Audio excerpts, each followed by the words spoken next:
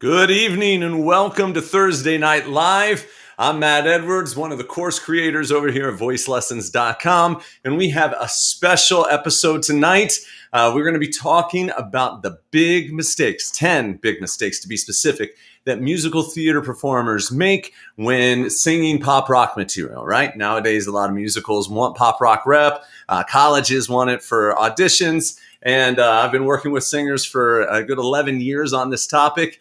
And I'm going to go through some of the biggest mistakes I see people making and talking about ways to, overcome those barriers. Going to be a short episode tonight. It's summertime, so we're going to keep this to around 30 minutes. It's going to be a crash course. I'm probably not going to have time to grab as many questions live as I would like. So if you leave them in the chat tonight as we're going, I'll be sure to catch them after the episode and shoot you back answers and follow up that way. So let's get started with the number one mistake that I see happening when people are trying to transition over to singing pop rock, and that is singing too loud. So as a musical theater performer, you've been training your voice to really, let it rip. You've been learning how to belt. You've been learning how to sing with some classical influence in those more traditional golden age songs, something like If I Loved You.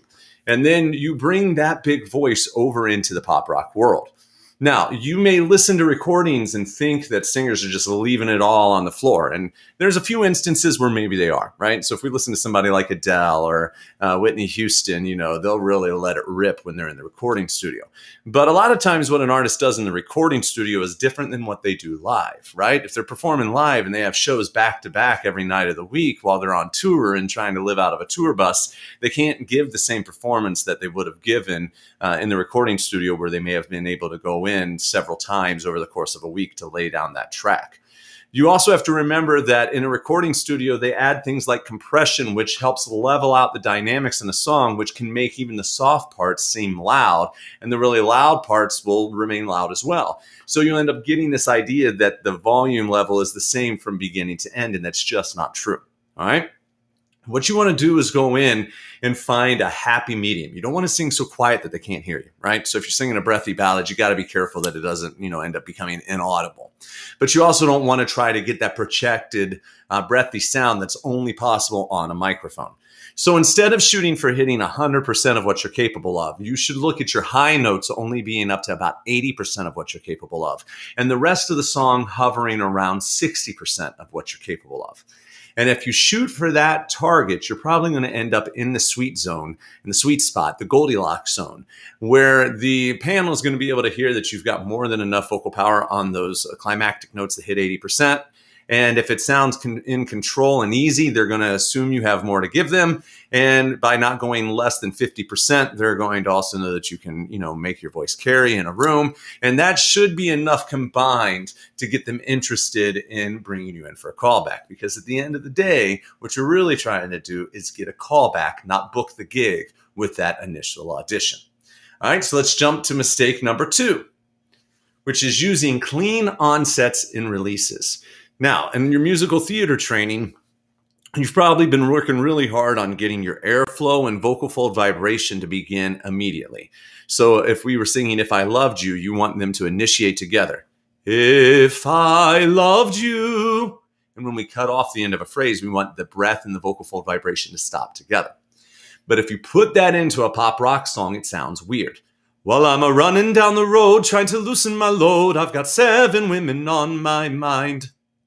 Right? It just doesn't sound right. It sounds off. So what you want to make sure that you're doing is going through and looking at the way each phrase begins and ends and varying up those onsets and releases. So you could use some breathy onsets and breathy releases, right? So that's where you exhale first. Well, I'm running, giving that little air burst. And then we could use that breathy release at the end. Loosen my load, right? So we don't have to get that hard final consonants, but just let the breath carry through. We might want to get some fry inside of it. Well, I'm a-running down the road. Bring a little fry or even growl. Well, I'm a-running down. Right? Probably not for that song, but you get the idea. So we have breathy onsets. We have fry onsets and releases. We have growls that we can work into the mix. We can bring glottals into the mix as well. We can add shadow vowels at the end. That's where you would end like an at the end of it. If you go listen to Elvis Presley sing Hound Dog, you'll notice that he does hound dog. he gets that little at the end. That's a shadow vowel release, all right? It comes from gospel traditions. We hear it in that early rock and roll. You can add that into your songs as well to vary things up. You can also start letting things fall off at the end. A lot of times they'll write like a 3-2-1 note pattern in sheet music, and a lot of singers think they're supposed to sing that. All that's notating is that the note falls off at the end. So instead of doing, well, I'm a running down the road trying to loosen my load, which is what I hear people do, load, that's not what it's supposed to be. It's supposed to just fall off. Well, I'm a running down the road trying to loosen my load. Right? Just let it fall into nothingness, no specific pitch. So add those in. That's going to take your singing to a different level. That's going to mix things up and make it less musical theater. The next one that I see all the time is singers coming in and using pure vowels. Now, pure vowels are useful in more of our traditional golden age musical theater styles. These are shows that were written, pretty much, it depends which music historian you look at, but a lot of people say around 1970. Hair ends up being a big dividing point in a lot of the music history books, because Hair is one of the first musicals where they're really purposely grabbing microphones and using them on stage. We don't see microphones on every performer on stage until 1981 in Cats. As the history books say, it was the first one where everybody was wearing a body mic. So there's that transition period, that 10 and 11 year transition period before microphones start taking over everything. Well, in the pre-microphone era, you had to project your voice in the theater or project so that a hanging mic could pick you up. And when you were doing that, you needed to sing on the vowel, because vowels are, have certain resonance characteristics that allow them to be heard over an orchestra. And if you didn't sing with pure vowels, you wouldn't be heard over that orchestra. But when you listen to pop rock artists, they're not singing on pure vowels. Their vowels are always living, right? So if we'll take that same Take It Easy and put pure vowels in there. Well, I'm running down the road. Sounds horrible, right? Instead, I need that vowel to move, just like I would speak it. Well, I'm running down the road. Well, I'm running down the road trying to loosen my load. I got 7 women on my mind. Those vowels are constantly moving. They're living. So how do you get them to live? Well, with the intention of what you're singing. You got to bring the words to life. You got to figure out what are the operative words, which words get the weighting in each phrase, and then start to bring them out, right? You want to color them in. And if you go and listen to artists like Christina Aguilera, Alicia Keys, they both have, these online courses on Masterclass. They'll tell you that they're always playing around with textures and different colors, like a paint box that they use to color in these songs. And as you listen to them talk, it's really clear that they're very deliberate about what they're doing. Right? They also work with vocal producers who come in and show them what to do when they're getting started, right? If you look up Rihanna's got a vocal producer that she's worked with. There's actually an NPR story about it. And the vocal producer is the one who comes in there and shows her how to vary up a lot of these things. So you really do have artists taking time to figure out how they want to color these words in and to make the song their own. Sometimes I think that music theater performers assume that these pop artists are just magically doing it on their own. They're not. They have help. And the producer in the room who's sitting behind the board, they're helping as well to shape this song. Then after they get it down on the recording, then the artist goes and figures out what they did in the room. They learn how to replicate that, and then they have their interpretation for live performances. So take the time and start figuring out how to get those vowels to live to mix things up. Now, another part of the vowels living is also avoiding legato, okay? This is something you've probably trained for a lot. You've been trying to learn how to sing these big lyrical ballads with a long, beautiful legato line. But the problem is that legato sounds distinctly musical theater. So you want to try to break it up a little bit, right? And by bringing in these living vowels and not being too pure with the vowels, you are automatically going to start to vary things up a little bit and break out of that legato habit. The other thing that you want to add into this, because these two kind of go together, is dig into the rhythm. Because one of the biggest mistakes I see is that people don't. Okay, they sing legato and they fail to dig into the rhythm. Now, what do I mean by this? So, of course, we have rhythm in musical theater pieces, but depending on what the piece is, sometimes that rhythm is there just to help set the words to music, and other times it's there to help drive the song. So, if we're thinking about a long lyric ballad, the rhythm is there because it's important, but it's really there to help structure the melody, help deliver the words in the text. But if you go and listen to something like In the Heights, all right, and you listen to the song, It Won't Be Long Now. Sorry, blanked there for a second. But if you listen to It Won't Be Long Now, it's a really rhythmic delivery. The elevated train by my window doesn't faze me anymore. If you go listen to that soundtrack and listen, or the cast recording, and listen very clearly, you're going to notice that those rhythmic figures are really well articulated. That's because it's a pop-inspired musical. And in pop music, rhythm is really driving the bus, not legato. So when you're working on your pop rock song, I want you to close your eyes and listen to what you hear in the drums. Listen to what you hear in the bass of the song. Pay close attention to what that groove is, and then listen to how the voice locks in with the groove. All right. In some songs, you're going to notice that it does have a strong downbeat. And other songs, you're going to notice that the beats 2 and 4 tend to be more alive in the song, and the singer does lock in with those. There's other times you might notice that the music is locking in on 2 and 4, but the singer is more on 1 and 3. There's going to be other times where you hear a lot of syncopation, and the singer is always kind of working against the rhythm that's underneath of them, and that creates tension, which gets resolved somewhere along the line, and that's what makes a song interesting. You may find in some styles, especially if you're jumping over into the jazz world, there's a swing to the sound, right? That the eighths are not eighths. The first eighth is a little longer than the second, and the artist varies up how they do that swinging of those notes, maybe verse to verse, chorus, chorus, even phrase to phrase. So really dig in and figure out what the artist is doing with the rhythm. And ideally with all of this, you want to listen to more than just one artist. So what I tell all of my clients to do is go find 3 to 5 recordings of every song that you want to work on, and really go through and analyze the different interpretations. So that way you're not copying a single interpretation of a song, but rather you're being influenced by multiple interpretations, which you then meld together to create your own signature style. All right. So make sure that you bring all of those rhythms to life. Avoid legato, and that's going to really, make a big, significant difference. So far through, we're steaming right along here, and recap these first 5. Singing too loud, right? We don't need to blow the walls down. You have a microphone. Let the microphone help you do the work. When you are not worrying about singing too loud, you don't have to be trying to get clean onsets and releases all the time. You can vary those up by bringing in some aspirate onsets, aspirate releases, glottal onsets, glottal releases, or compressed releases, or again, adding that shadow vowel, that at the end. Fries, we have all kinds of things that we can add.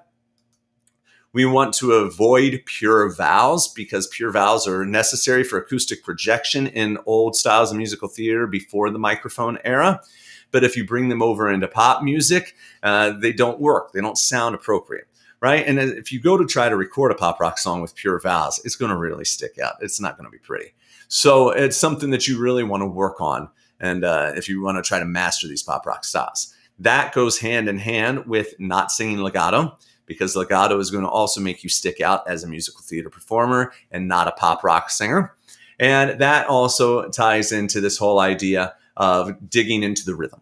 Right. So we want to make sure that you dig into the rhythm as you perform, bring it alive, and embody it as well. I mean, just go dance out your song. I mean, you're a music theater major, right? Or you were at some point, or you're at least a performer. So I want you to go and dance out the song, find the groove, just rock out to it. Now, you don't want to necessarily rock out in your audition, but you could rock out in your practice sessions and start feeling what it would feel like if you could.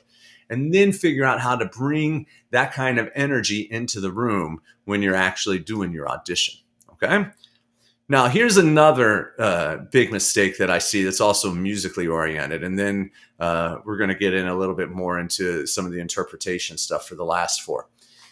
Is artists are afraid to change the key a lot of times. And I get where this is coming from, because if you're singing, like Defying Gravity, we would tell you don't change the key. Because it would just, everybody knows that's an iconic song. It would seem really off if you changed the key up and brought it down by a major third to bring it into a room. Everybody would wonder why you're not singing it in the original key. They'd assume that you can't. And if you can't, you're not right for that role. But with pop rock songs, even the original artists change the keys sometimes, right? Go look up Eddie Vedder performing some of his stuff on recordings and then look at him performing it live.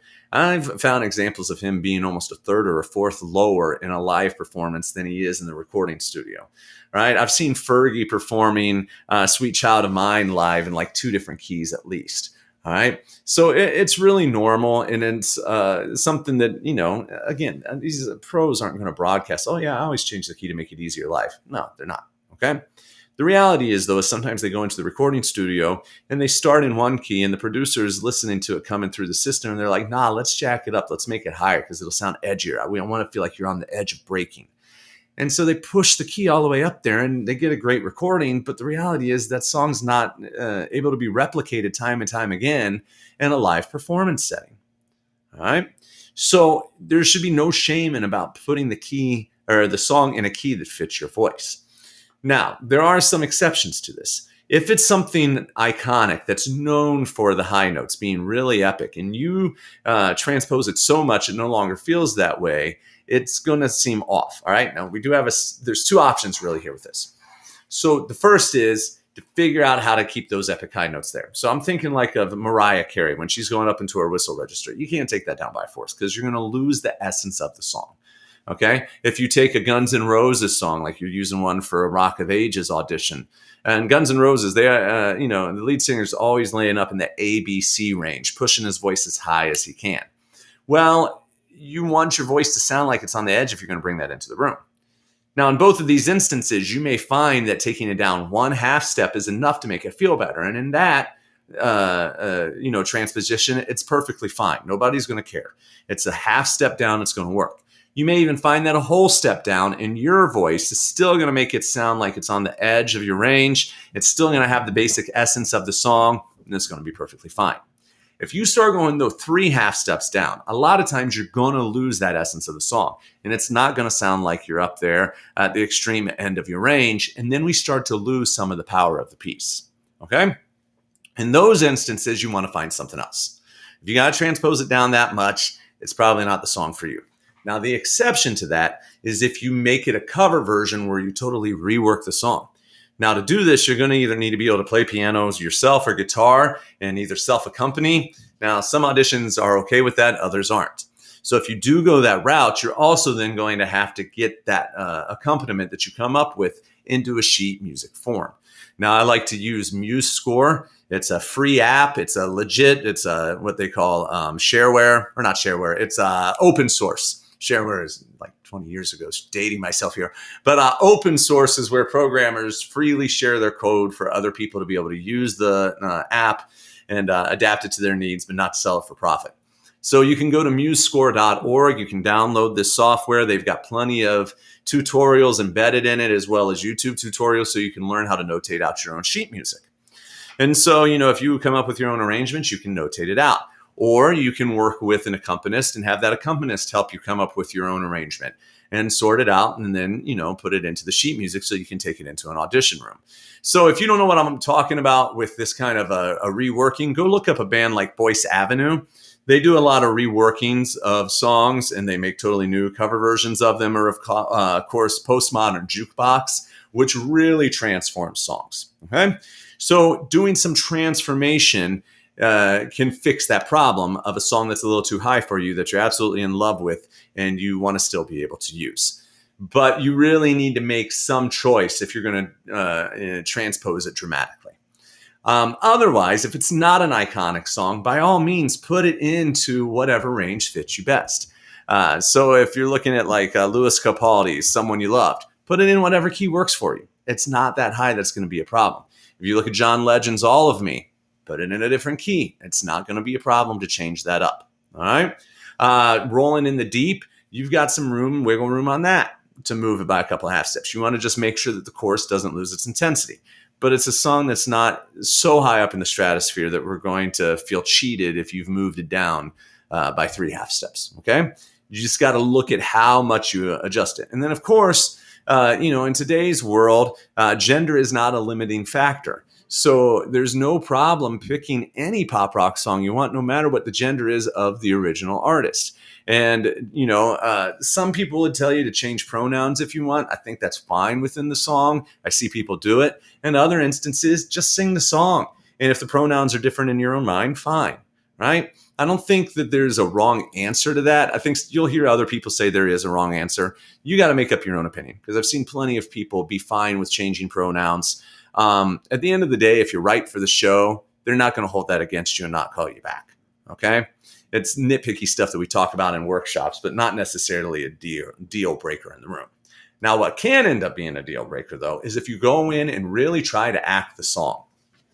So this is tricky, because you do want to come in and tell a story, right? But telling a story is different than acting. So what I'm talking about is really making big gestures and really trying to sell the song and really, feel it in the way that you would if you were in the middle of a stage show. We don't want to take it to that level. Instead, what we want you to do is just walk in and be you and tell us the story, right? Ideally, you're picking a story that you can really identify with, something that you can connect with. And if that's the story you pick, then this should be really easy. You're going to walk in, know what each word means, and you're going to sing it, bringing part of yourself to the story, and deliver it, finish your audition, and then walk away, right? That's what we have to learn how to do, is just deliver it and then let it go. And it's a raw part of yourself that you're bringing, so it can be tricky. But this is what you really need to be able to do if you want these pop rock songs to land well in the room. Now, there are some people who will tell you that you can dance it out and you can rock out in the song. I think that depends on the audition. If you're going in for a musical that has a lot of dance involved in the whole show, then maybe you can put a little bit of movement into it. This year, I will say, we brought about 20 casting directors and agents onto campus, and none of them liked it when students moved too much, especially over Zoom and doing more of a self-tape video audition setting. So that's something to keep in mind, because self-tapes aren't going away. Okay, so tell a story. Don't go overboard either as an actor or overboard trying to rock it out. Another mistake that can happen is trying to imitate the original artist.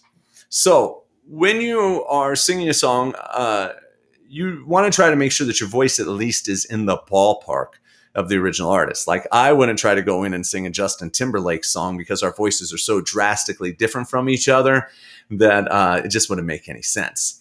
So, but I would want to make sure that if I was going to sing like a Johnny Cash song, I'm going to bring my voice to that, because my voice is similar to Johnny Cash, but I want to make sure that I'm not replicating the sound of Johnny Cash.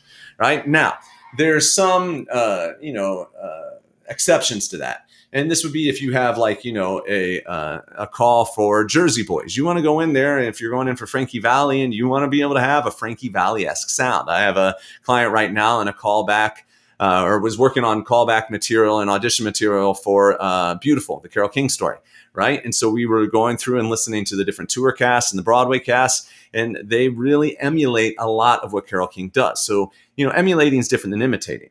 But you definitely want to bring in some of those nuances of the original artist without trying to become a carbon copy of them. Now, another thing that I see a lot of times is people try to take riffing to the extreme. When you're riffing inside of a pop rock audition song, you want to keep the riffs reasonable. You don't want to change up the melody so much that we no longer know what it is. I usually say sprinkle in 1, maybe 2. If you do much more than 2, then it starts getting to be just gratuitous. It's too much. And the responses that I've seen from agents and casting directors in the room has usually been negative, right? Unless it's a show that they're looking for that. If it's a cruise ship show where you've watched videos of the performances and everybody's riffing everything all over the place, then fine, go in and do that. But in most instances, 1 or 2 little riffs, licks, runs are going to be more than enough to show the panel that you know what you're doing, and you're going to be capable of making the song your own. All right. And the last one that we're going to cover today, which I think is the most important one, is when artists go into the room and they forget their humanity. And so what I mean by this is, so many times we start trying to just get it right, trying to sing the right thing, hit the right notes, do the right stylistic traits inside of it, act the song the right way, or tell the story the right way, that we forget that we are actually human beings with souls and stories to tell. And that is actually, at the end of the day, what the people behind the table want to see. They want to see a human. They want to see somebody who is believable, that we could put into a show and believe that that's actually somebody that I would meet in the real world.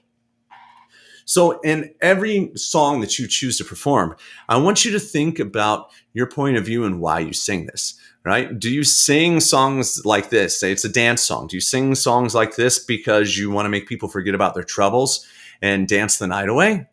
If you walk into the room and you use that intention and deliver the song with that intention, it's going to totally change your performance. If you want to walk in with The Joke by Brandi Carlile, you should probably bring some point of view about making people think deeply about social issues, because that's what that song's about. And if you walk into the room with the intention to make people think deeply, that's going to influence everything that you do with this song. And as you perform it, you're going to start to bring that deep reflection that you've been doing alive through the lyrics, through the way that you use the rhythm, through the way that you bring in living vowels, through any little nuances and the onsets and releases that you add into the song. And that's going to make a world of difference. All right? It's really hard to do in this business, but it's so critically important. And if you're struggling, as I say this, to think, I don't even know what my point of view is on this, that's okay. I want you to keep digging around, okay? I want you to read Steal Like an Artist. It's a great book by Austin Kleon. And what you're going to learn in that is that we all bring in different influences. And I think as you start to explore your influences and why they do what they do, it will help you start to figure out your point of view about the world and what you bring in that's unique when you're bringing a pop rock song into the room. All right. So unfortunately, on a time crunch tonight, summertime schedule's different than the normal academic year when we get to do these shows. So sorry that this is a brief 30-minute crash course on this topic, but I hope I've given you some things to think about tonight to add on to those little 60-second TikTok videos I've been seeing floating around on this topic. If you have any questions, like I said, I haven't been able to get to those tonight because of being on this time crunch. I want you to go ahead and you can drop in any of those questions in the chat, and I'll monitor it after the show, and I'll go in and I'll answer those questions for you. If a lot of what I'm saying tonight is brand new to you and you have no clue how to do some of these things, you're probably going to need to seek out some sort of a workshop, do some of your own research and work to start learning how to dive into style. And I do want to take 1 minute to tell you about one of the courses that we are offering. As I mentioned at the top, I've been creating some courses for voice lessons. And the newest one is Singing with Style. And in this course, I really go into all the different ways that you can think about bringing a song to life. We talk about it from an actor point of view, looking both using psychological gesture, a Chekhov technique, and using emotional recall to help awaken memories and ideas and motivations for singing a song. We go through and really dissect what the different onsets and releases are. We really dissect how to use rhythm. We dissect all the different ways that you can bring words to life. We dissect the different types of songs so that you're making sure you're always identifying what kind of song it is and you're using that your point of view within the context of what kind of song it is and what the motivation of that song is so that it lands in the right way as well. It's full of listening exercises, all kinds of written worksheets for you to download, to go through your songs, listening projects that will help you bring one of your songs to life. It's everything that I teach the musical theater majors that I work with at my university. I teach them this over the course of a year. I've really kind of condensed it to try to put like the crash course version of it together. 4 hours of video content available on demand. We filmed it out at a studio in Hollywood. So it's not something I just, filmed in my basement here. It's really high quality, easy to access, on demand. And once you have access to it, it's yours for life. We're running a special launch price on this right now. It's only $97.